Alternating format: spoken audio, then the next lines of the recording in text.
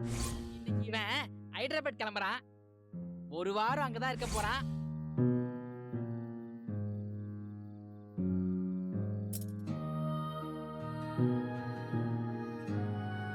டேய், கடைக்கு லீவ் விட்டுலாம். ஏன் நிறைய வேலை இருக்குன்னு சொன்னா? அதெல்லாம் நாளைக்கு பாத்துக்கலாம். கடையை மூட்டு வாங்க. என்னாச்சு? திங்கு திங்கு வந்துருச்சா?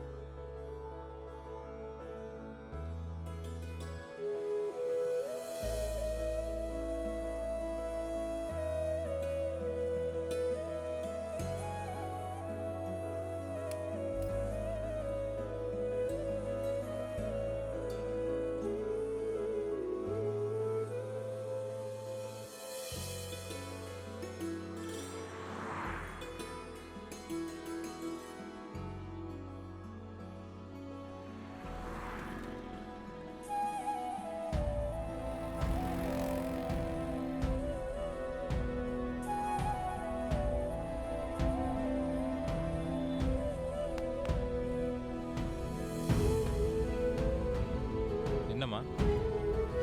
இல்ல, ஒன்றும் இல்லை. சாரி.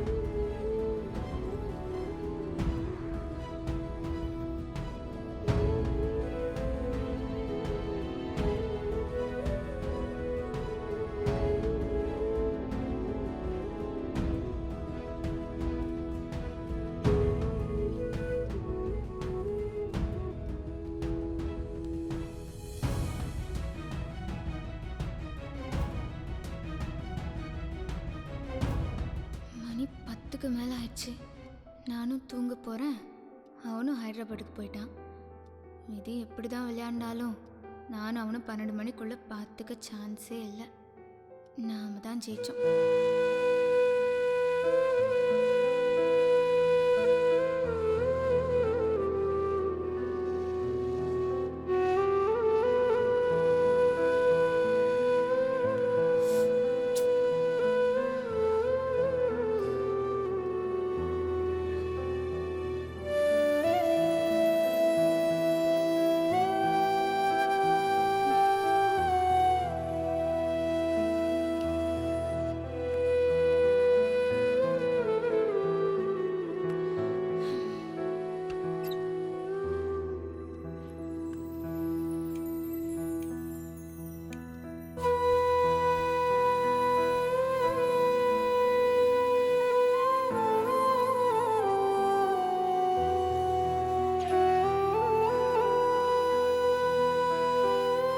இது நாங்க போட்ட முடிச்சு இல்ல, விதி போட்ட முடிச்சு.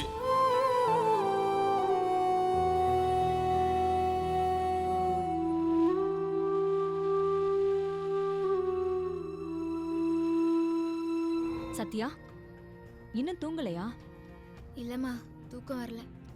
தூக்கம் வரலையா? ஏன் தெரியல.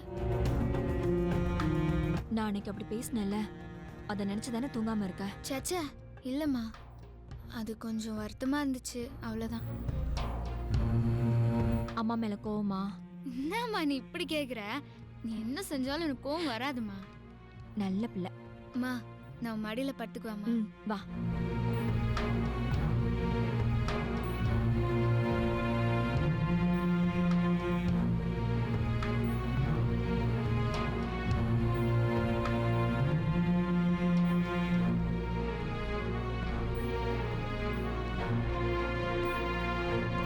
அம்மா, விதி மேல உனக்கு நம்பிக்கை இருக்காமா? ஏன்? சொல்லுமா. எனக்கு ரொம்ப நம்பிக்கை இருக்கு.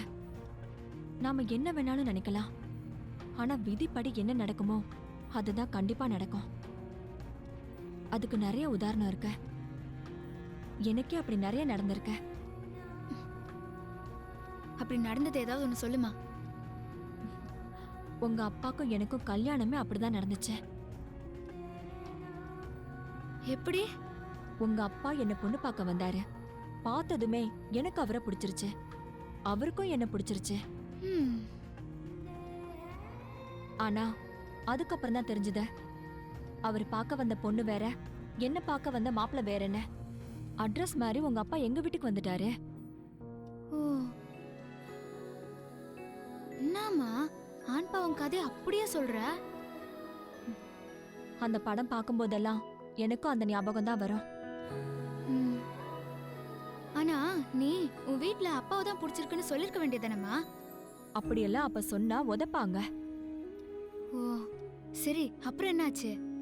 அடுத்து வந்த மாப்பிள்ளையோட உடனே எனக்கு நிச்சயம் பண்ணிட்டாங்க. ம், உங்க அப்பா பார்த்த பொண்ணோட அவருக்கும் நிச்சயம் ஆயிடுச்சுன்னு அரசல் புரசலா கேள்விப்பட்டேன். எனக்கு இந்த கல்யாணத்துல இஷ்டம் இல்ல, என்ன பண்றதுன்னே தெரியல. விதின்னு ஒண்ணு இருந்துச்சுன்னா கண்டிப்பா எங்களை சேர்த்து வைக்கும்னு திடீர்னு அப்ப என் மனசுக்குள்ள தோணுச்சு. மறுநாள் பார்த்தா உங்க அப்பா என்ன பொண்ணு கேட்டு எங்க வீட்டுல வந்து நிக்கிறாரு. எனக்கு ஒண்ணும் புரியல. அதுக்கப்புறம் தான் தெரியும், கல்யாணத்துக்கு முத நாள் உங்க அப்பாக்கு பார்த்த பொண்ணோட முறமாம நான் தான் அவளை கல்யாணம் பண்ணிக்குவேன்னு பிரச்சனை பண்ணி அவளை கல்யாணம் பண்ணிக்கிட்டானா. மா பயங்கர ட்விஸ்டா இருக்குதேம்மா. அதுக்கப்புறம் தான் எனக்கும் உங்க அப்பாவுக்கும் கல்யாணமே நடந்துச்சு. ம், எங்கேயோ பொண்ணு பார்க்க வந்த உங்க அப்பா எதுக்கு அட்ரஸ் மாறி என்ன வந்து பார்க்கணும்? 2 கல்யாணமும் ஏதோ ஒரு காரணத்தினால எதுக்காக நிக்கணும்? எங்க 2 பேருக்கும் தான் கல்யாணம் நடக்கணும். இப்படி ஒரு குட்டி பிசாசு எனக்கு சின்ன பொண்ணா பிறந்து என்ன பாடா படுத்தணுங்கிறது தான் விதி. விதியை தாண்டி எதுவுமே நடக்காது.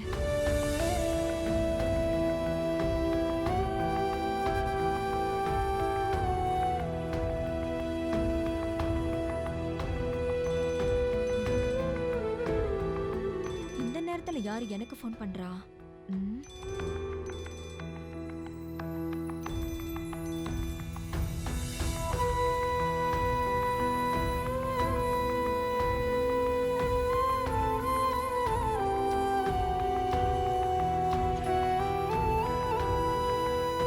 டைம் ஆயிடுச்சு.